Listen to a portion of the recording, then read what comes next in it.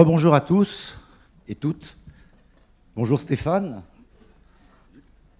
Vous pouvez prendre le micro. Alors, quelles entreprises pour quelle ville monde, quelles entreprises monde pour quelle ville?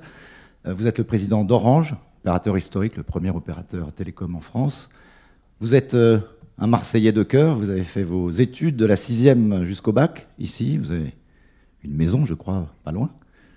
Et j'aurais voulu vous demander, vous avez vu Marseille, la vue qu'on a de Marseille ici, et la nouvelle vue, j'allais dire, du Marseille de 2015. Qu'est-ce que l'enfant marseillais pense de Marseille aujourd'hui? Bon, c'est ma ville de cœur, c'est une ville que j'aime, que je trouve magnifique, qui a des gros défauts, chacun les connaît, mais qui est incroyablement attachante, parce qu'elle a une personnalité unique. C'est un site fabuleux, donc c'est pas un jugement très objectif que je vais donner. Moi, je trouve que cette ville s'est beaucoup améliorée, s'est beaucoup embellie. Elle s'est dotée de très beaux équipements, culturels notamment, et de ce point de vue, Marseille, capitale européenne de la culture, dont Orange était un des grands partenaires, a été, je pense, une très belle étape. Bon, voilà, il y a eu d'immenses progrès, quoi, incontestablement.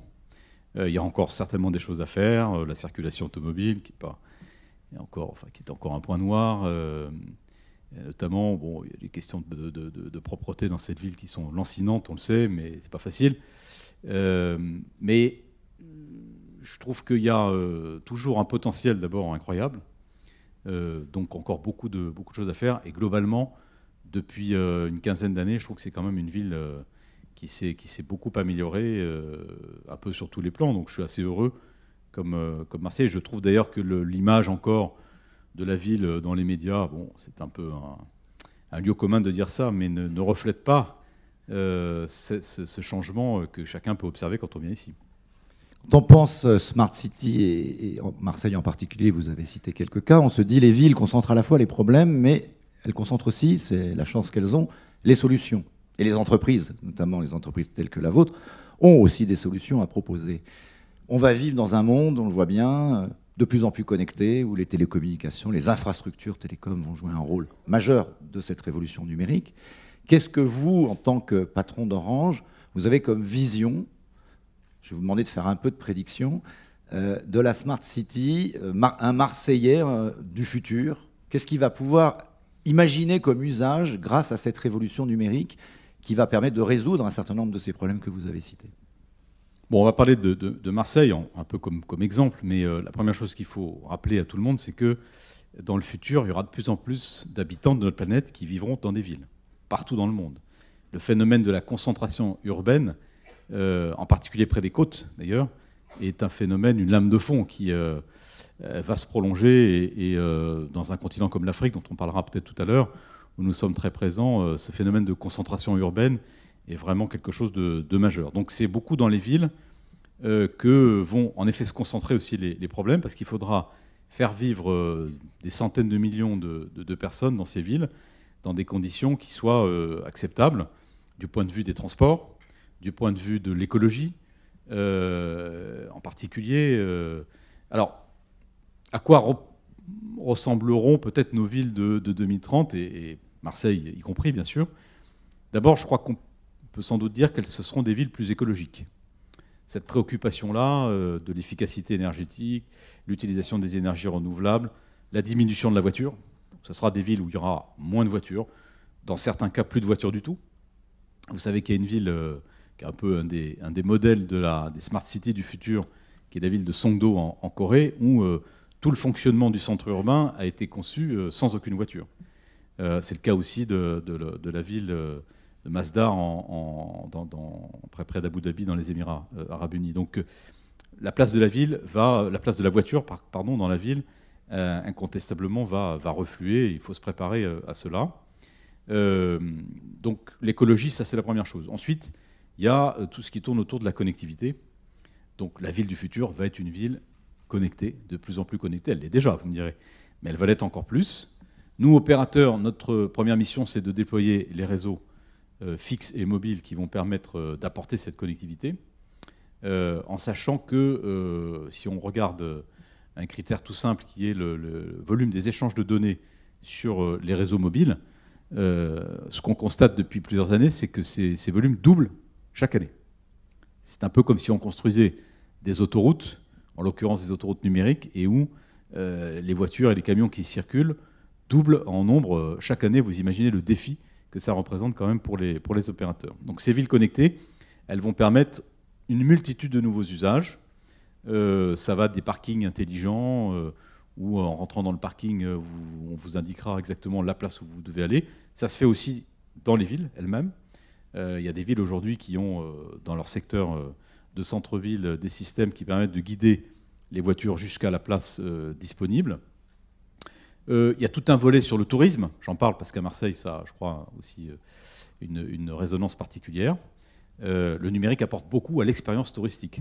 Je peux citer ce qu'on fait au château de Versailles, par exemple, aujourd'hui, où on a développé une application de réalité augmentée qu'on propose aux visiteurs du château de Versailles. Donc vous vous promenez dans le parc du château de Versailles et en mettant simplement la caméra de votre smartphone sur une statue, sur un site particulier, sur une fontaine, vous avez en surimpression toute une série d'images et d'informations qui arrivent, des commentaires aussi audio.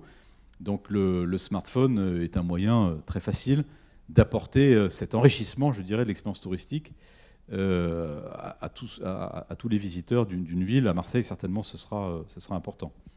Voilà, il y a mille autres choses dans ces villes connectées du futur. Peut-être un mot pour terminer, sans être exhaustif, pour dire que ces villes du futur, elles seront plus sûres aussi. C'est notamment tout le développement de la vidéosurveillance qui est déjà importante, mais qui va s'accélérer aussi, notamment d'ailleurs avec les réseaux de très haut débit mobile. Voilà quelques idées. Hein, mais c'est un futur un peu à la Minority Report là, que vous nous racontez. Ça veut dire une ville, on va être plus surveillée aussi, peut-être. On peut voir ça comme ça, mais une ville plus sûre, je pense que c'est plus sympathique qu'une ville plus surveillée. Mais peut-être que l'un passe aussi un tout petit peu par l'autre. Donc bien sûr qu'il faudra après trouver des équilibres, des compromis entre des aspirations contradictoires que nous avons tous. À la fois celle de se sentir en sécurité là où on est davantage, et en même temps on n'a pas envie d'avoir Big Brother qui effectivement épie chacun de nos mouvements. Oui, parce que la sécurité quand même de nos données personnelles, la confidentialité, même j'allais dire la propriété parfois, des données qui sont générées par tous ces nouveaux usages numériques, ça devient un enjeu de société. Comment est-ce que Orange affronte cette question qui détermine quand même aussi la réussite de cette transformation? Alors c'est une question cruciale celle-là, parce que effectivement un des grands dangers, je pense, du numérique, c'est de voir cette immense quantité de données que les systèmes génèrent, que ce soit aujourd'hui les smartphones, demain les objets connectés. Quand vous imaginez qu'en 2020, on estime qu'il y aura 25 milliards d'objets connectés au réseau, tout va être connecté. Tous les objets de la vie quotidienne. Donc ça veut dire autant d'informations et de données qui vont circuler, qui vont permettre finalement de traquer en quelque sorte tout ce que vous faites dans la vie quotidienne. Un côté quand même un peu anxiogène aussi. Donc pour moi c'est une question cruciale. Alors je crois que là-dessus, il y a deux types de sujets. Il y a les sujets qui tiennent à la cybersécurité, c'est-à-dire comment est-ce qu'on peut protéger les bases de données que nous détenons forcément sur nos utilisateurs, nos clients. Donc ça, c'est la sécurité des systèmes et c'est le problème du piratage. Malheureusement, il y a une délinquance planétaire qui se développe à vitesse grand V et qui pose des problèmes énormes. On voit régulièrement des affaires qui arrivent aujourd'hui. Donc nous-mêmes, je dirais, on consacre beaucoup de moyens à sécuriser nos propres systèmes. Par exemple, on a embauché une équipe de hackers éthiques, c'est-à-dire des hackers, donc des pirates. Simplement, c'est nous qui les recrutons, c'est nous qui les payons, et ils sont payés pour attaquer nos systèmes et pour nous permettre ensuite de développer les défenses. C'est d'ailleurs un savoir-faire que nous mettons aussi à la disposition des entreprises à travers une activité qu'on a créée qui s'appelle Orange Cyberdéfense. Et puis ensuite, il y a le volet de l'utilisation des données personnelles. Où là-dessus, je dirais que nous, opérateurs, on est plutôt mieux positionnés que d'autres acteurs de l'Internet pour une raison de base, c'est que nous ne faisons pas commerce, nous, des données de nos clients. Il y a un certain nombre d'acteurs, je ne vais pas les citer, dont le modèle économique consiste à proposer des services gratuits ensuite à collecter et à générer bien sûr beaucoup de données et d'utiliser ensuite ces données à des fins forcément commerciales. Ça, c'est un peu, ça. Il y en a une qui commence par un G, par exemple, non? Oui, il y a eux, mais enfin c'est vrai aussi des réseaux sociaux notamment, hein, qui ne font pas payer leurs services et donc leur modèle économique il est bien basé là-dessus. Nous, ce n'est pas le cas des opérateurs. On a un modèle économique qui est plus sain d'une certaine façon parce que nous, on a un service qui suppose un prix qu'on paye, c'est le prix d'un abonnement. Et donc les données sont un sous-produit hein, d'une certaine façon. Et donc on est très soucieux de cela. En même temps, les données que nous avons peuvent être aussi très utiles à la vie collective. On rejoint un peu la première question. Et je vais donner juste un exemple qui est ce que nous, on peut apporter pour mieux comprendre, connaître les mouvements de population, par exemple au sein des villes, et donc pour rendre les choix publics en matière de transport public beaucoup plus efficients. On a développé un traitement de données qui s'appelle Fluvision, qui d'ailleurs a été ici utilisé à Marseille, et qui nous permet, en fait, à partir des données de géolocalisation des smartphones, d'avoir des données extrêmement précises sur les déplacements des gens. Alors, ces données sont anonymisées, bien entendu. Mais ça permet, par exemple, de préparer les futures lignes de métro ou de tramway dans les villes. C'est bien mieux que toutes les études de trafic qu'on pouvait faire avant. Ça donne des données extraordinairement précises. Voilà donc un usage, vous voyez, d'intérêt général que les données peuvent représenter. Je vous donnerai juste un autre exemple, qui est un programme qu'on a développé en Côte d'Ivoire, en Afrique, où grâce là aussi aux données de géolocalisation des téléphones, on a pu anticiper les mouvements de population et donc améliorer la prévention du développement de l'épidémie d'Ebola. Voilà. Et donc, les données, ça peut aussi avoir, à condition de respecter un certain nombre de critères, et notamment de les anonymiser, ça peut avoir beaucoup aussi de valeur collective. Alors, à Marseille en particulier, Orange coopère avec Eiffage sur un projet qui s'appelle SmartSeille. C'est un laboratoire, c'est un démonstrateur qui pourra avoir vocation d'ailleurs à servir à exporter nos compétences et nos savoir-faire dans le domaine de la Smart City. Parlez-nous un petit peu de ce projet et comment Orange contribue à la naissance de ce projet. Oui, c'est un beau projet qu'on a lancé récemment en partenariat avec Eiffage. C'est un écoquartier de 58 000 m² pour l'instant, qui a, je dirais, les caractéristiques qu'on connaît déjà un peu des écoquartiers en matière d'efficacité énergétique, d'empreinte carbone, d'utilisation des énergies renouvelables. Et puis il y a tout un volet qui nous intéresse plus directement, qui porte vraiment sur la connectivité. D'abord, bien entendu, ça sera un quartier très haut débit, donc avec de la fibre optique partout, qui va permettre d'acheminer des débits jusqu'à 1 gigaoctet. Donc des débits considérables qui permettent des usages quasiment sans limite. Et autour de cette connectivité enrichie qu'on va produire, on va développer toute une série d'usages. Ça va de la domotique, ça va être un peu le laboratoire, peut-être un des laboratoires français de la domotique. La domotique, c'est tout ce qu'on peut imaginer comme gestion de l'habitat, d'un appartement ou d'une maison, avec des outils numériques, donc à distance. C'est à la fois, bien sûr, toujours les questions d'énergie, mais aussi toutes les fonctions du quotidien. La surveillance aussi, on l'a dit. Donc il y a tout un volet domotique. Il y a tout un volet de services à la personne, de services innovants. Par exemple, on a un projet d'installation d'écrans, de grands écrans dans les appartements qui permettront, par visioconférence, avec le très haut débit, de faire un certain nombre de choses qu'aujourd'hui on ne peut pas faire autrement que physiquement. Par exemple, une consultation chez un médecin. Voilà, donc il y a beaucoup d'autres projets, mais c'est un laboratoire. C'est bien que ça soit à Marseille.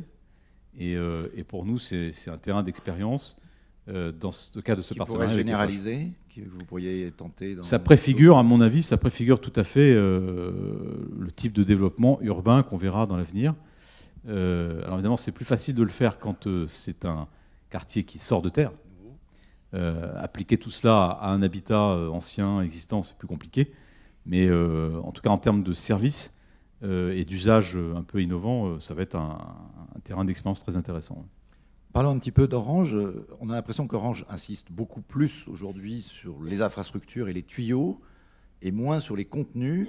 Ça a été le cas autrefois, vous en êtes un peu sortis, même beaucoup sortis. D'autres que vous, d'autres concurrents, ont fait le choix de la convergence entre les télécoms et les médias et un certain nombre de contenus. Est-ce que vous... Qui a raison, qui a tort finalement? Et vous allez me dire que c'est certainement vous. Mais est-ce que Orange finalement ne rate pas l'occasion, quand on voit la multiplication des startups, l'arrivée des nouveaux usages, d'aller sur ce terrain? Est-ce que vous allez peut-être y revenir dans le futur? Alors je veux corriger un peu cette idée parce qu'en fait, je crois qu'on est un peu tributaire d'une vision qui a été celle des 20 dernières années, où les contenus étaient la télévision en fait, et les médias classiques, disons, et notamment l'information. Quand vous faites allusion à cette convergence contenu-contenant, vous pensez, j'imagine, aux investissements de M. Drahi dans la presse ou dans la télévision, ou bien de Vivendi, qui est aussi dans la télévision payante. Il faut bien comprendre que les contenus que consomment aujourd'hui nos utilisateurs, ça va bien au-delà de la télévision, même payante, et de l'info. Bien sûr que c'est capital, mais c'est beaucoup plus large. Et donc, autant... En ce qui me concerne, je n'ai jamais totalement adhéré à la vision qu'il était utile, voire nécessaire, pour un opérateur d'accès comme nous, d'infrastructure, de posséder des chaînes de télévision. C'est bien ça, en fait, l'affaire. Car pour en faire quoi? Pour les distribuer à nos clients, et seulement à nos clients. Dans ce cas-là, je peux vous assurer, on est bien placé pour le savoir, que les autorités de concurrence sont très vigilantes sur toutes les formes de discrimination qui pourraient exister, surtout quand on est gros, et nous, on est gros et donc on a des moyens plus importants. Et voilà, donc cette logique de j'ai une chaîne de télévision que je vais distribuer uniquement à mes abonnés, moi j'y crois pas. Et d'ailleurs, je remarque que c'est pas du tout ce que fait Canal+. Nous sommes le premier vendeur de Canal+ en France, nous. Hein. Bon. Donc, à côté de ça, il y a infiniment de contenus intéressants aujourd'hui sur Internet. On en a cité quelques-uns, mais je vous rappelle qu'on a été l'investisseur dans Dailymotion. On a décidé, parce que... Justement, Dailymotion, vous l'avez On l'a pas accompagné pendant 3 ans. On a doublé le chiffre d'affaires de Dailymotion. On a testé beaucoup de choses avec Dailymotion. On n'a pas fait beaucoup de conférences de presse là-dessus, mais on a beaucoup travaillé avec eux pour voir justement en quoi l'opérateur que nous sommes pouvait aider aussi au développement de cet usage qui est la vidéo en ligne. Bon, pour arriver à la conclusion que le développement de Dailymotion aujourd'hui, c'est le monde. La France, c'est moins de 20% du chiffre d'affaires de Dailymotion. L'avenir de Dailymotion, c'est l'Asie, c'est l'Amérique. Il se trouve qu'on n'est ni en Asie, ni en Amérique. Donc, on est arrivé à cette conclusion qu'on était, même avec toute la bonne volonté du monde, pas forcément le partenaire idéal. Mais je prendrai le cas de Deezer, dont on parle ces jours-ci, puisqu'il prépare une introduction en bourse. On a été aussi l'actionnaire de référence de Deezer. On a changé complètement la donne pour Deezer, puisqu'on leur a permis, en fait, d'accéder à nos clients Orange en France, qui a totalement changé leur destin, en fait. Hein. Et aujourd'hui, on est heureux de les accompagner dans cette nouvelle phase. On a fait la beaucoup question, d'autres. c'est est-ce que vous pourriez faire ça pour d'autres? Mais oui, on a, dans notre plan 2020, que j'ai lancé il y a quelques mois, on s'est fixé l'objectif d'investir dans 500 startups d'ici à 2018. C'est même encore plus ambitieux. À travers un des outils que nous avons développés. On a des incubateurs, on a des accélérateurs, c'est-à-dire des dispositifs dans lesquels on prend les sociétés à 2 ou 3 ans et on leur permet de passer à l'étape d'après. On a des fonds de capital investissement aussi, notamment un grand fonds qui s'appelle Iris, qui a déjà investi 175 millions d'euros. Donc on est très ambitieux justement sur la manière dont on peut irriguer cet écosystème d'innovation dans le digital, y compris aussi pour retenir les projets qui nous paraissent les plus intéressants. Je vais vous citer qu'un seul exemple. On a investi récemment dans une start-up qui s'appelle AfriMarket et qui a développé un système très astucieux de ce qu'on appelle le cash to goods. C'est-à-dire, c'est pas du transfert d'argent de la France vers un pays africain, ça se passe entre la France et l'Afrique. C'est un système dans lequel vous mettez de l'argent en France et vous achetez à distance en fait des produits, par exemple des livres scolaires, des médicaments, etc., qu'ensuite vous pouvez récupérer pour un membre de votre famille, par exemple, dans un pays qui fait partie du programme. Donc cette start-up AfriMarket, qui connaît un développement fulgurant, on a pris 20% du capital. Donc on est très actif. Actuellement, là, à ce jour, on a déjà accompagné directement une centaine de startups. Et donc, on est très actif dans ces contenus. Alors, c'est vrai que sur la télévision, moi, je suis un peu sceptique, si vous voulez. Je pense que en France en tout cas, voir Orange revenir dans le monde de la télévision gratuite ou payante, ça ne me paraît pas une priorité. Vous avez dit que vous n'êtes pas en Amérique, vous n'êtes pas en Asie, mais vous êtes en Afrique. Vous venez de parler de l'Afrique. L'Afrique, c'est juste en face de Marseille. C'est un potentiel de développement considérable, avec, d'ici la fin du siècle, d'après les dernières projections, 4 milliards d'habitants, peut-être. Ce sont des habitants qui passent directement à la troisième révolution industrielle, puisqu'on en a parlé un peu ce matin. Je ne sais pas s'ils ont tous un smartphone, mais en tout cas, le téléphone mobile, et très bientôt, on peut l'espérer pour tous les Africains, le smartphone, même le smartphone low cost, comme certains sont en train d'arriver, va complètement changer le modèle de développement de l'Afrique. Qu'est-ce qu'Orange fait en Afrique? Est-ce que c'est une de vos priorités? Est-ce que vous pensez que vous allez pouvoir, j'allais dire, partir à la conquête de l'Afrique dans le monde des télécoms? Orange est en Afrique depuis une vingtaine d'années. Aujourd'hui, si je prends les chiffres de 2014, sur 40 milliards d'euros de chiffre d'affaires à peu près du groupe, on en a fait 11% en Afrique. C'était, lorsque je suis arrivé dans le groupe, moins de 7%. Donc on est dans une phase d'accélération forte. On a en Afrique aujourd'hui 110 millions de clients Orange sur un total de 240 millions dans le groupe. Nous avons par exemple plus de clients Orange en Égypte qu'en France. Donc oui, l'Afrique est une terre pour nous, une terre d'expansion, une terre de conquête. On est présent dans 19 pays aujourd'hui et on est clairement à l'offensive. L'objectif, c'est de continuer à croître dans ce continent qui n'est pas facile. Loin de moi la tentation de dire que l'Afrique, c'est un terrain facile. Évidemment que ce n'est pas facile. Il y a beaucoup d'instabilité, il y a un déficit d'infrastructures, notamment électriques d'ailleurs, qui est très grand. Et c'est une des raisons pour lesquelles on est partenaire aussi de la fondation qu'anime Jean-Louis Borloo sur l'électrification en Afrique. Parce que pour qu'il y ait du téléphone, il faut qu'il y ait de l'électricité. Avec des mini-centrales solaires individuelles. On a développé effectivement, nous, un concept d'antennes en fait, de BTS, d'antennes de téléphonie mobile, qui sont alimentées par des stations solaires. On en a déployé 2000 aujourd'hui en Afrique. Bon, c'est une des réponses, mais je dirais au-delà de ça, il y a un problème de qualité de l'électrification qui est gigantesque et qui a un impact direct sur la TFI. Donc, on est très investisseurs. On investit plus de 20% de notre chiffre d'affaires en Afrique dans les réseaux.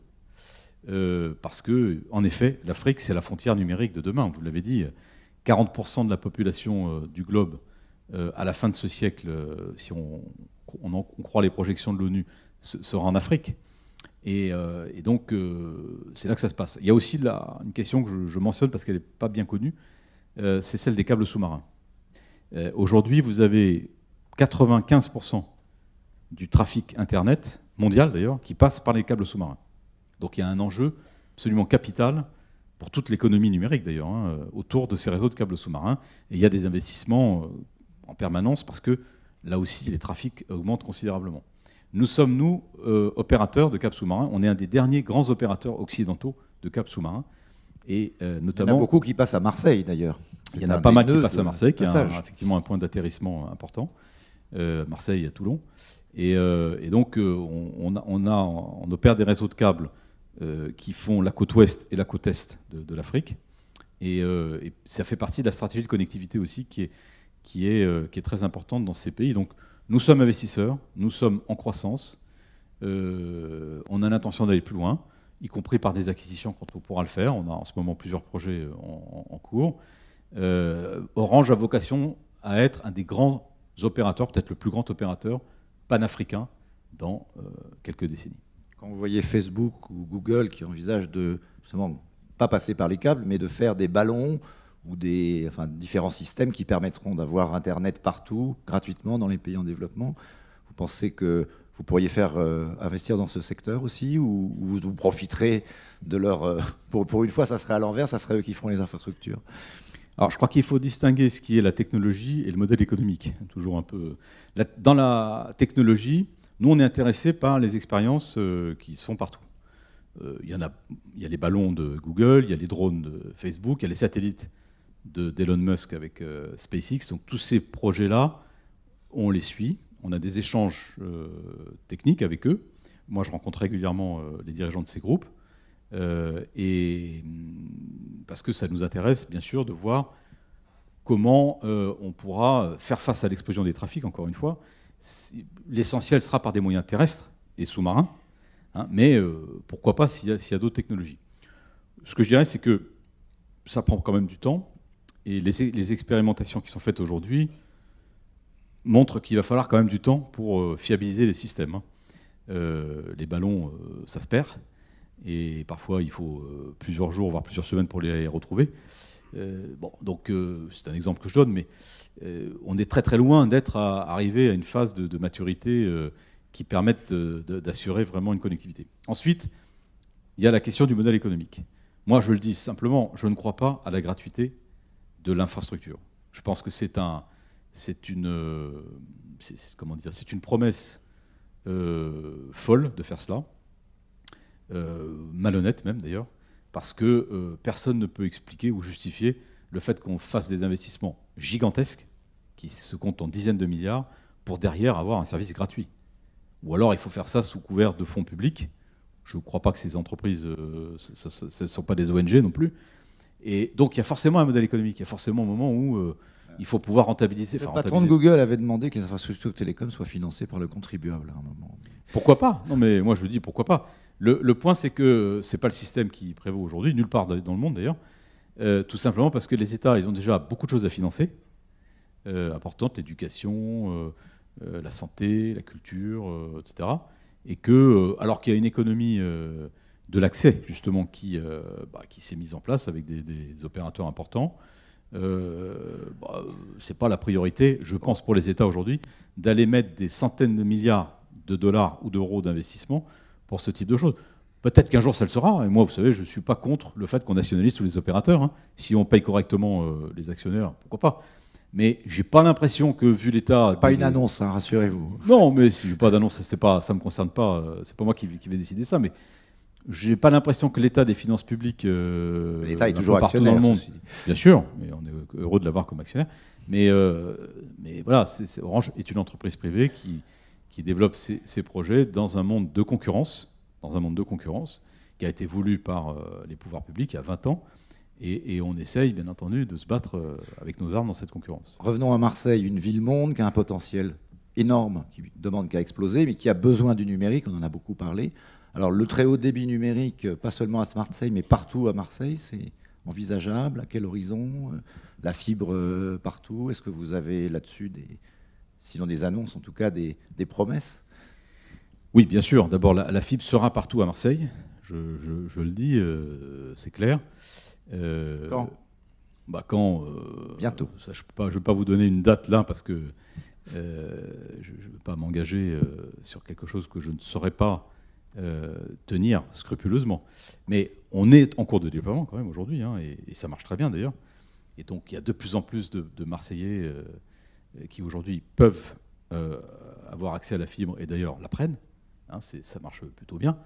Et l'ambition, c'est bien de couvrir 100% de la ville en très haut débit.